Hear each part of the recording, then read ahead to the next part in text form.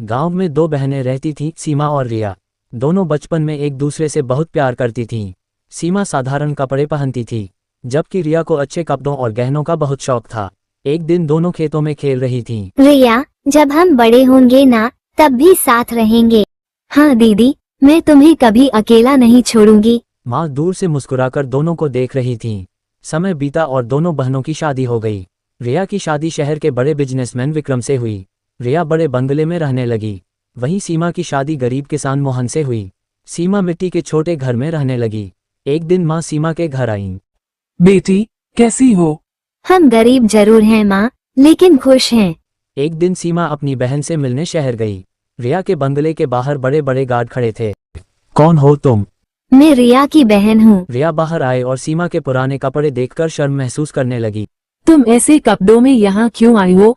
मैं बस तुमसे मिलने आई थी। यहाँ बड़े लोग आते हैं, तुम गांव वापस जाओ। सीमा की आंखों में आंसू आ गए। सीमा ने हार नहीं मानी। वह और उसका पति दिन रात मेहनत करने लगे। मोहन खेतों में काम करता और सीमा गांव में अचार बेचती। धीरे धीरे उनकी मेहनत रंग लाए।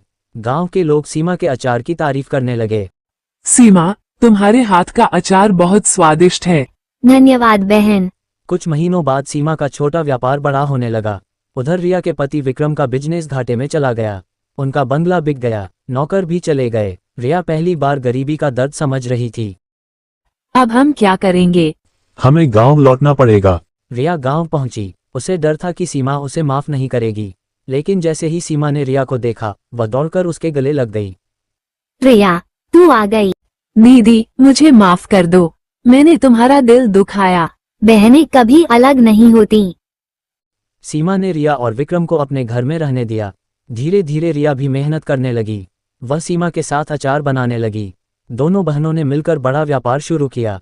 कुछ सालों बाद दोनों पूरे गांव की सबसे सम्मानित महिलाएं बन गईं।